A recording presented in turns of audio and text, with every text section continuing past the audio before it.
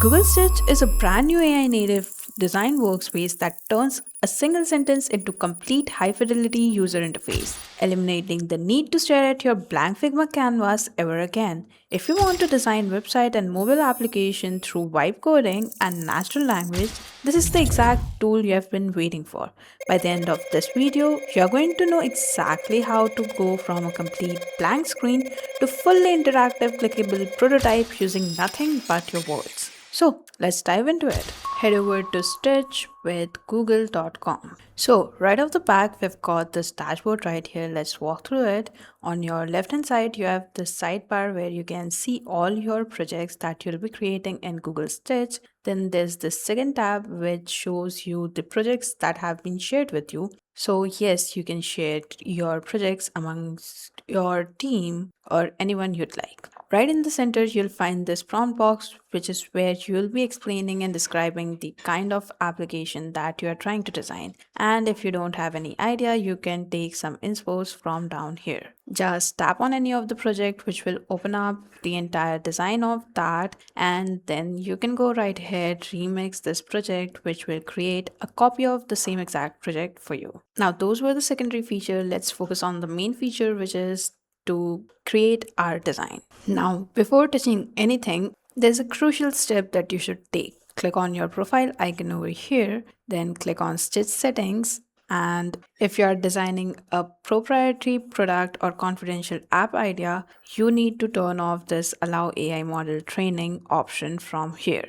Just click on it, it will uncheck, and then you can go right ahead back into your Stitch dashboard. Now let's talk about how you actually talk to this AI, because common mistake everyone makes is that they start using Stitch by typing in something short and lazy prompt like make me a fitness app. Well, that prompt will give you result, but it won't give you perfect result and what you're looking for. So the goal is to give AI as much context as possible and list out anything and everything that you have got in mind regarding the design, because honestly the AI can't read your mind, so you got to type it in. Now here's what my prompt look like. I start off with describing exactly what I want to make, which is an iOS mobile dashboard for fitness and macro tracking. I've got the name listed down, which is Pulse Fit. Then there's the color palette or the mood, the application or the design that I'm trying to create, which is dark aesthetic with cyberlime accents. Up next, I've described what features or what elements do I want in my designs, and that's about it. Now, if you're trying to design a website or a web page, then switch to web option. And if you're still trying to create a design for applications, check to this native mobile app. Next up, you have got this use design.md button. Now, we can talk about that after we have created a design. And lastly, you need to select a model to create this design. Right now, the best model to use is Gemini 3 Flash, or you can even use 3.1 Pro. And if you're trying to just brainstorm using Google Stitch, then select the Ideate option. And if you're trying to redesign, then select the redesign model. Also, before we go further, you've got this live mode which lets you talk to the AI and it will reply back in audio, and you can then brainstorm together, describe the design as well as the changes that you want to make, and the AI will know. So you can now create designs just by talking to the AI. I'm just going to send this over and wait for it to start the designing process over here. Check this out. This is what it looks like when it goes on designing your application. So just wait for it. Okay, so check this out. This is the dashboard screen that has been created, and this is the design as well as color palette theme created for our designs. Now let's check out all the different options we have got right here and what they do. So first one is the select option, which helps you select any of the screen on your canvas. Second one is the mark option, which can be used to mark any of the screens and then add it into the prompt. Like you've got this mark right here, then you can simply describe whatever change you want to make to that mark, because it is now added into the prompt. So anytime you want to edit, make changes to the design, you can do it from here. Next up, you've got the design to edit directly.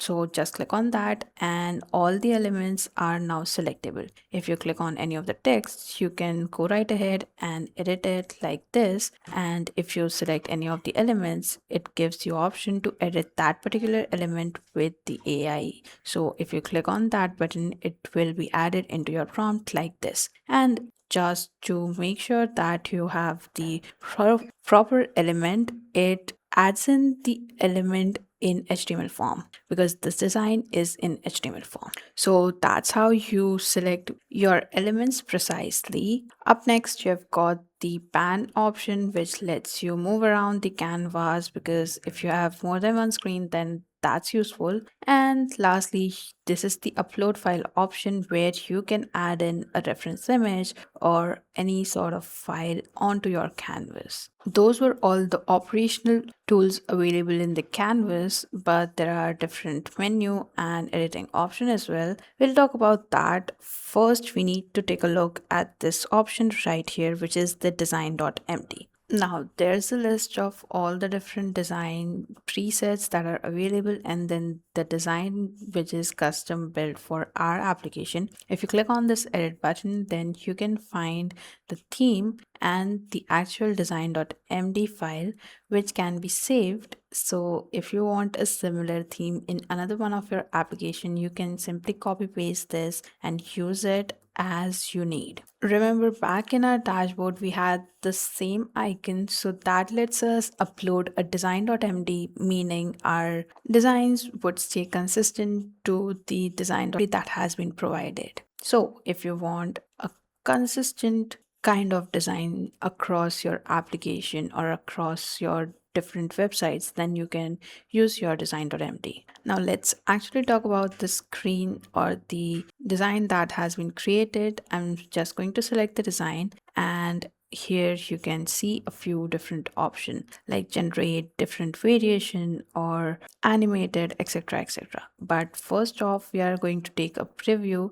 So just hover over the preview tab, click on new tab option, and it will open up the design in a new preview tab. Now this is what it looks like, and it is interactive as you can see, but that's pretty much, we've got all the different menus in here, and that's it. So what we are going to do is ask Gemini 3 Flash to create two more screens, but this time around I'm going to be using the live mode, so I can simply dictate the changes or the idea that I want to create. So here's how you do it. Just click on start preview mode, and it will ask for your permission, allow it, and start talking about the application. Now, using the exact same design system colors and layout from the PulseWidth dashboard, generate two adjacent screens, a clean food logging screen featuring a natural language text input field and a list of recent items, and the second screen would be a weekly performance insight screen featuring a minimalistic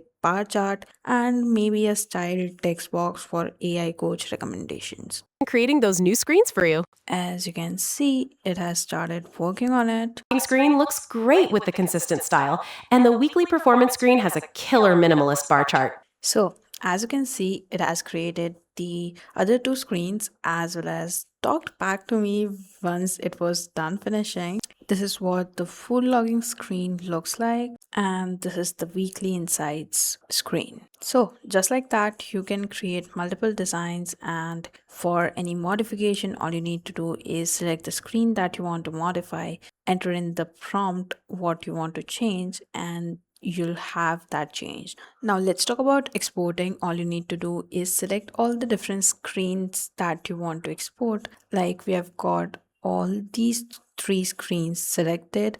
All you need to do is zoom out and then just drag your cursor over these three. It will be selected, and right click. There will be an option to export over here. Click on that, which will open up this export options. There are a couple of different ways in which you can export. There's the AI Studio, which will take you to Google AI Studio. It will add in all these design screen as a prompt, and all you need to do is ask for it to create an application, and it will provide you with a working application. Next up, you can export it to Figma, use an MCP. If you're trying to use it in Google Anti-Gravity, then choose the MCP option. You can also deploy it on Netlify, use it in Lovable or Volt, just export it in format, copy it to keyboard, or you can use it to export it as a Stitch React tag, which will create an application right inside your Stitch canvas over here itself. So it's up to you how you want to export. And once you do that, you can use your design any way you like. Now that's how you create designs using Google Stitch. And if you want a more in-depth video, to comment below and I'll see you in the next one.